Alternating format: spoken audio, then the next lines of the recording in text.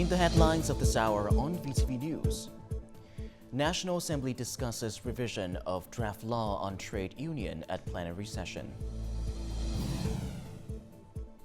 Later on, Prime Minister meets General Secretaries and Presidents of Laos and China. And in a world news, Israel and Hezbollah exchange heavy fire.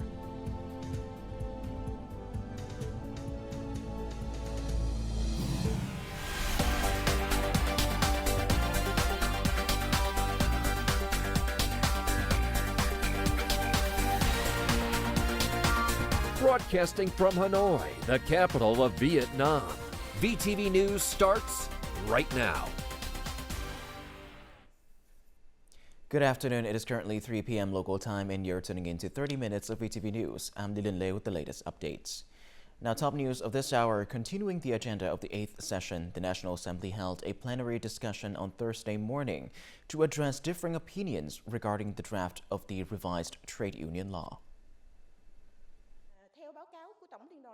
The National Assembly deputies supported the amendment and supplementation of a provision in the revised trade union law draft, aiming to improve the legal framework and ensure that the Vietnam General Confederation of Labor can effectively carry out its functions and duties in the new context. However, some suggested that certain provisions need clearer regulations to ensure feasibility. These issues are hard to define and may be exploited to evade responsibility. So I propose the draft law specify a time frame, like 3 or 6 months, for non-payment or late payment of union fees to ensure clarity and compliance. Clause 5 prohibits non-payment, late payment, and incorrect payments of union fees, but lacks sanction for violations. For instance, if payments are delayed, should back payments be made? Should interest be charged, or should there be penalties? I propose adding such provisions to ensure feasibility. Another issue that received attention from the deputies is the regulation on the working hours of grassroots trade union officials. The current provisions in the draft do not adequately reflect the scale of units with a large number of workers. In my opinion, the draft law should not specify the exact amount of time, but rather establish general principles, ensuring that part-time union officials are guaranteed sufficient time to perform their duties and are paid by their employers. On Thursday afternoon, the National Assembly will discuss in groups the draft law, amending and supplementing certain provisions of the laws on health insurance and data. On Wednesday night, Prime Minister Phie held meetings with General Secretary and President of Laos Thongloun Sisoulith and General Secretary and President of China Xi Jinping during the expanded BRICS summit in Russia. During his meeting with the Lao leader, the Prime Minister congratulated Laos on successfully hosting the 44th and 45th ASEAN Summits and IPA 45 and reaffirmed Vietnam's commitment to supporting Laos in overcoming current challenges. The Lao General Secretary and State President expressed gratitude for Vietnam's comprehensive assistance, particularly in its role as ASEAN Chair in 2024. The two leaders agreed to enhance economic connectivity projects involving Vietnam, Laos, and Cambodia, and to expand cooperation in defense, security, and trade. During his discussion with Chinese General Secretary and State President Xi Jinping, Prime Minister Phie emphasized that developing relations with China is a priority in Vietnam's foreign policy. He proposed strengthening substantive cooperation, especially in transportation and the implementation of 3 standard gauge railway lines between the two countries. In response, General Secretary and State President Xi Jinping expressed satisfaction with the progress of bilateral relations and stressed the importance of furthering cooperation to deepen the comprehensive strategic cooperative partnership. He also committed to directing Chinese agencies to enhance transport connectivity with Vietnam to boost economic ties. During his attendance at the 2024 BRICS Summit, Prime Minister Phie met with the Vietnamese community in Russia. He conveyed greetings and congratulations from General Secretary Tô Lâm and other party and state leaders. The Prime Minister expressed sympathy for the challenges the community faced due to the COVID-19 pandemic and global political fluctuations, commending their spirit of self-reliance as a cherished national tradition. The Prime Minister discussed Vietnam's current situation and its strong friendship with Russia, encouraging the community to uphold cultural values and solidarity. He emphasized his hope that they would continue to strengthen these qualities, especially during difficult times. To ensure prompt support, he urged the embassy and consulates to maintain hotlines and rapid response teams. The Prime Minister reaffirmed that overseas Vietnamese are an integral part of the nation. He assured that the party and state would improve policies to protect their legitimate rights and create favorable conditions for their development abroad. At the 8th session of the National Assembly, Party General Secretary Tô Lâm delivered a message regarding the need for a new approach to legislative development. This approach aims to ensure both effective state management and encourage creativity while fully unleashing productive potential and unlocking all available resources for development. In the field of construction, the procedure for obtaining approval for a real estate project from central to local levels can take up to 2 to 3 years, even in favorable circumstances. This is because, on average, nearly 40 stamps are required for approval. In the regulations concerning investment, especially real estate investment, the procedures are even more complex. Instead of resolving the issue with a single meeting, the decision-making process involves various departments and agencies at local levels. Challenges like these were explicitly addressed in Party General Secretary Tô Lâm speech, bringing significant hope to businesses. The law serves as a legal framework for the implementation of tasks, while detailed and specialized matters should be delegated to the government and relevant ministries. In reality, there are always changes, and if we rigidly adhere to the law without flexibility, we risk encountering outdated issues. With the call for a renewed legislative approach to unlock and attract resources for development while promptly addressing emerging practical issues, the Vietnamese party leader's message brings high expectations for transformative breakthroughs in the near future. The National Assembly has recently passed many laws that adopt a new direction. Laws now set out only basic principles, while practical matters that may involve overtime are adjusted, with more authority delegated to the government or local authorities. Addressing institutional obstacles is considered crucial, particularly as Vietnam prepares to enter a new phase. With the National Assembly's key function in constitution-making and lawmaking, voters and citizens hope that the National Assembly and its members will continue to lead by example, contributing to the mission of building institutions that will drive the nation's stronger development.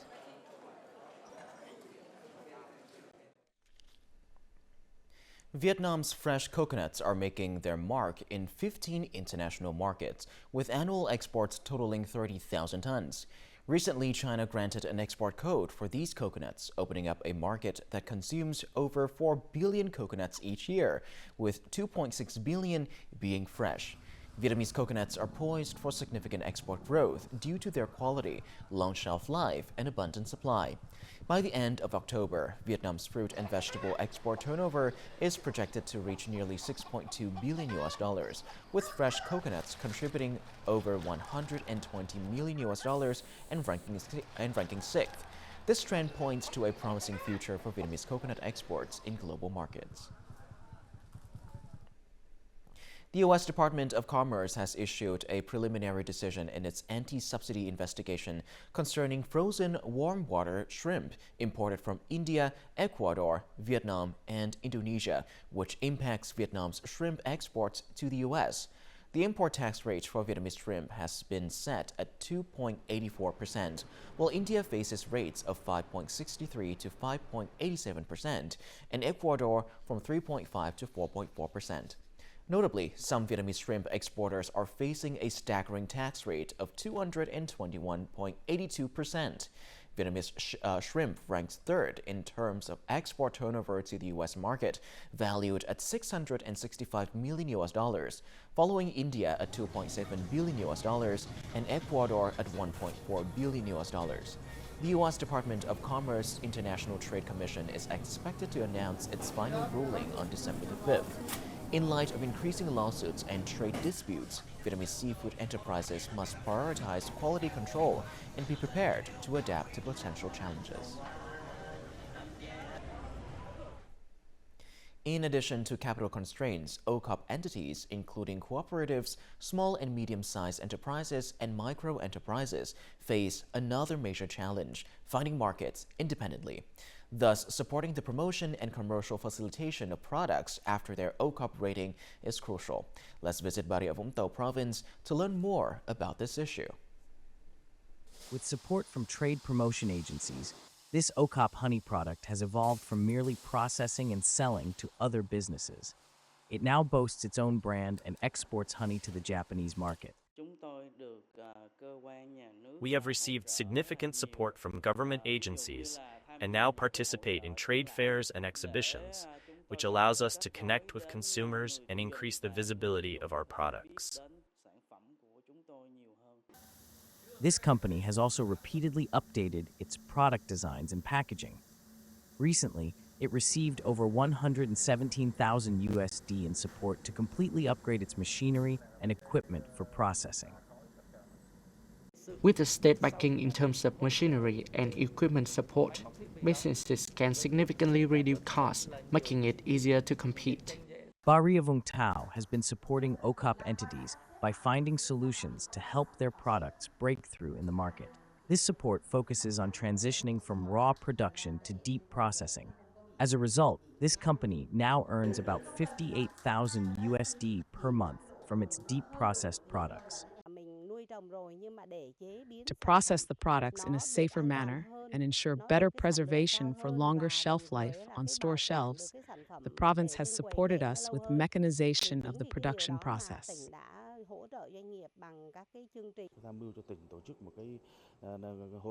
This year, we are organizing a regional product connection conference.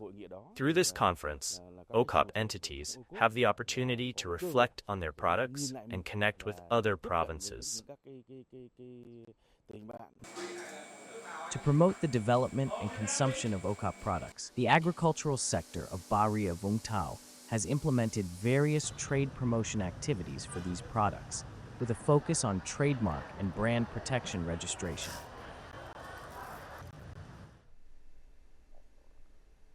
Before we move on, let's have a look at the exchange rate between the Vietnam dong and some world currencies in today's market.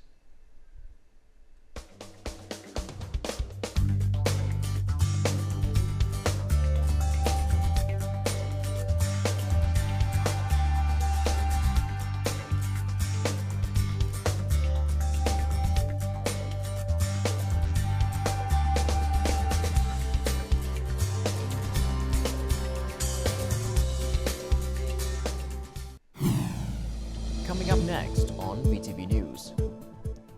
Thừa Thiên Huế declares emergency due to natural disaster.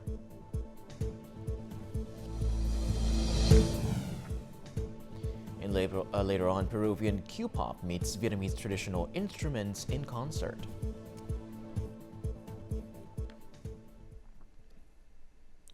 Now, moving on to the next part of our bulletin, Typhoon Trami, currently at level 9 intensity with gusts reaching level 11, is expected to enter the East Sea Thursday evening. It may strengthen further as it changes direction multiple times, moving from west to west-northwest, then west, and finally west-southwest. By 7 a.m. on Sunday, its intensity could escalate to levels 11 to 12, with gusts up to level 15, resulting in wind speeds of up to 180 kilometers per hour. The warning area for the next 24 hours covers latitudes 14 to 19.5 degrees north and east of longitude 116.5 degrees east. The western part of the Northeast Sea, including the Hoàng Sa Island district, is experiencing strong winds of levels 6 to 7, with gusts reaching levels 8 to 9 and rough seas. Meanwhile, the sea area from Quảng Trị to Khánh Hòa, the southern central East Sea, and the eastern south of East Sea face winds of level 5 to 6 and gusts of level 7 to 8, along with rough conditions. Meanwhile, the 13th Hue Provincial People's Committee has declared an emergency situation in response to coastal landslides affecting the border area between Phu Thuận Commune in Phu Vang District and Thuận An Ward in Hue City. Continuous heavy rains, strong winds, high tides, and large waves have led to landslides along a coastal stretch of approximately 1,000 meters, extending 70 to 100 meters inland. This poses significant risks to inter-commune roads, local businesses, and households. Local authorities are urgently mobilizing resources and personnel to monitor the landslide situation closely. They're implementing prompt response measures to ensure the safety of residents and tourists in the affected areas. Central Vietnam has experienced a relatively mild flooding compared to previous years. However, local authorities warn residents to stay alert as floods may still occur later in the season. In Quảng Nam, with its numerous hydropower plants on the Vu Gia and Thu Bồn rivers, the local authorities is prioritizing dam safety as Tropical Storm Trami approaches the East Sea. This VTV4 hydroelectric reservoir is one of the 4 largest reservoirs in Quảng Nam province. It can hold up to 140 million cubic meters of water. The reservoir has recently installed an automated rainfall monitoring system to predict incoming water levels and adjust water discharge accordingly. Regular dam inspections are also conducted. We regularly inspect the hydroelectric reservoir. After the earthquake in Kon Tum, inspection showed that the dam was not affected and remains safe. In the past, downstream villages suffered from severe flooding and landslides whenever hydropower plants released floodwaters. Currently, local authorities and hydropower plants have cooperated to build protective embankments to safeguard residential areas. As a result, villages situated downstream of the Dak My hydropower plant are no longer at risk of landslides. In the event of severe weather warnings, the Dak My hydropower plant will alert us. We will then disseminate this information to the community via our local radio system. Additionally, realistic drills for earthquake and dam break scenarios have been conducted. Information sharing among relevant agencies has become a coordinated protocol. The hydropower plant and the locality have set up a Zalo connection. We share information regarding flood discharge rates, timing, and levels with local authorities. The commune chairman and local officials are all kept informed. The hydropower plants have been strictly adhering to the coordinated reservoir operation regulations.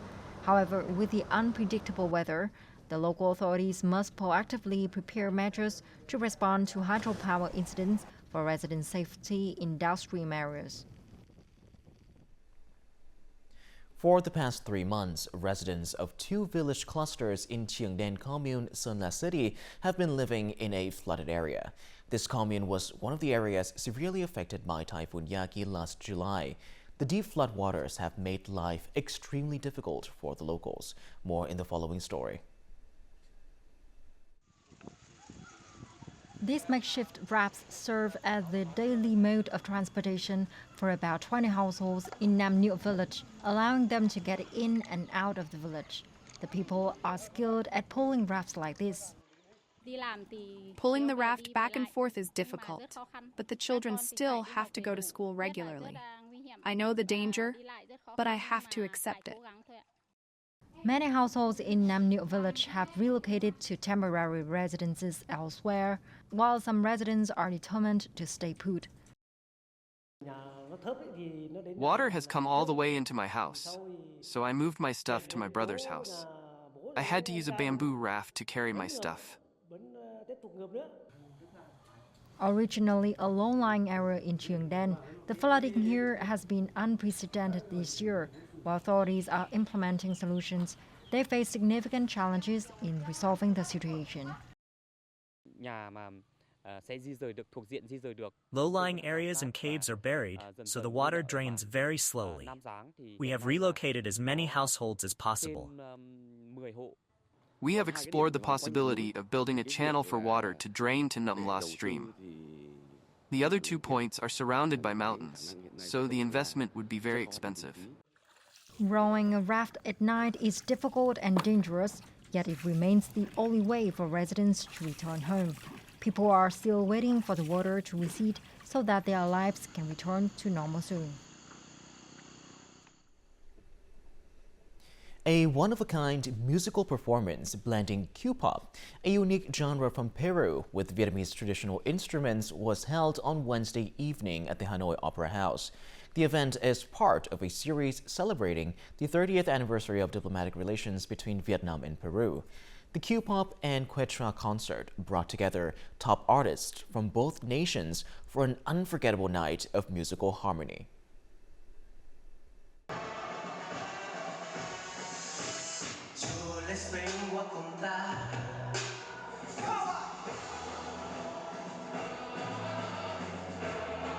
For the first time, Vietnamese audiences experienced the distinctive melodies of Quechua pop or Q-pop live at Hanoi's largest theater. Q-pop captivates with its lyrics in Peru's most widely spoken indigenous language and dynamic choreography, complementing its modern K-pop inspired tunes. I used to listen to classic Peruvian music with my parents, so I was really impressed when the young artists performed Q-pop. It shows how far Peruvian music has developed. The Peruvian mother and son couple, the Yolanda and Lenin, were great, but so was Phie, the Vietnamese artist. Beautiful, absolutely wonderful, playing the Vietnamese instruments.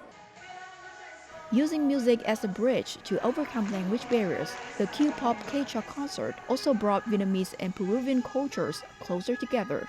The fusion of Q-pop in Vietnamese traditional instruments, such as pipa and tơ sparked new inspiration for the artists.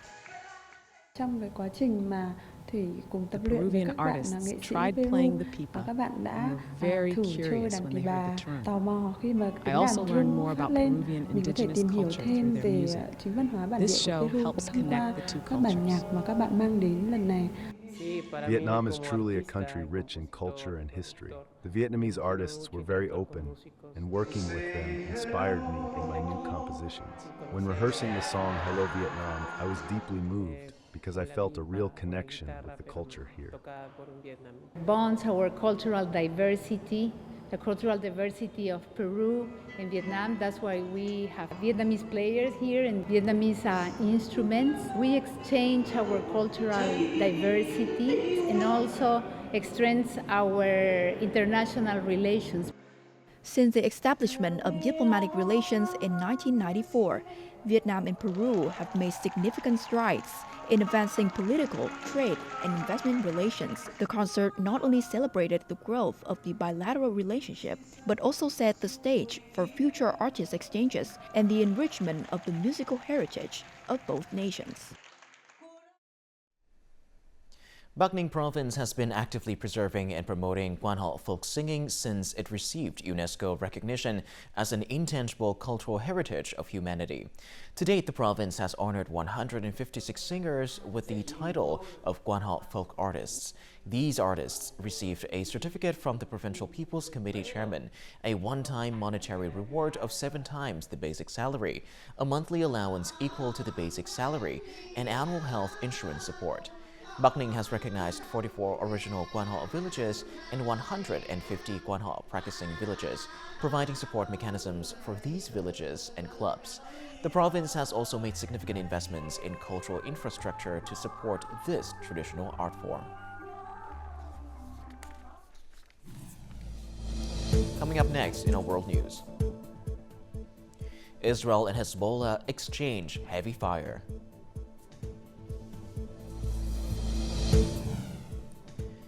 An European Commission president visits Western Balkans.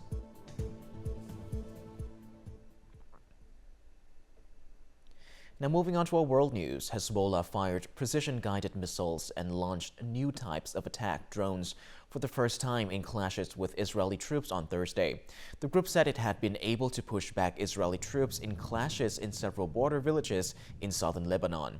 Hezbollah also said in a statement that it had killed 70 Israeli soldiers, but did not specify a time period.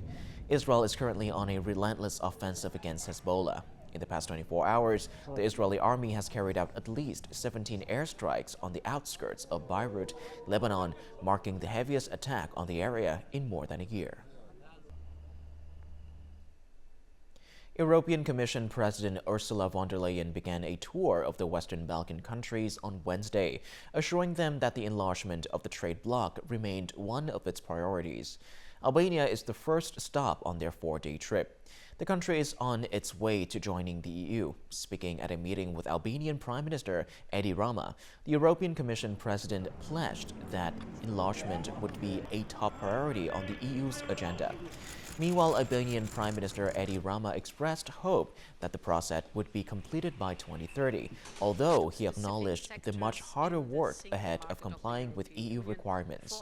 The 6 Western Balkan countries are at different stages of integration into the bloc. Serbia and Montenegro launched membership negotiations a few years ago, followed by Albania and Macedonia last year, while Bosnia and Kosovo have only begun the initial steps of the integration process.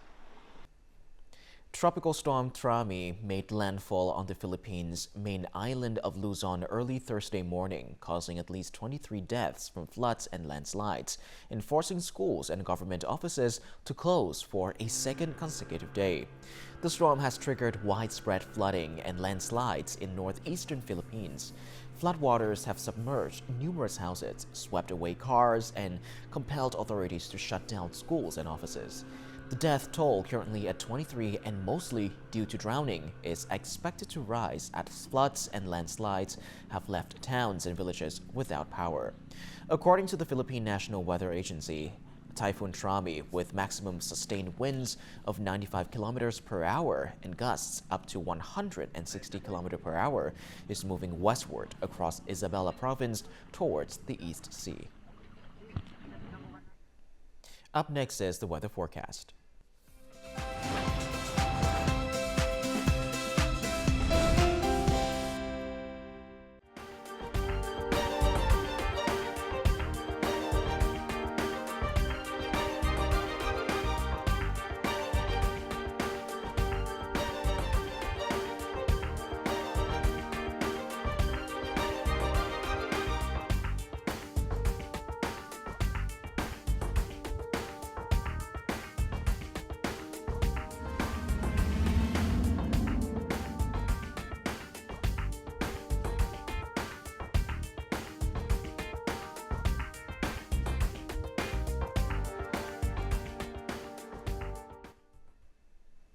And that is all that we have for this hour on VTV News. To rewatch our program, you can visit our website, our YouTube channel, or download the mobile app VTVgo for more.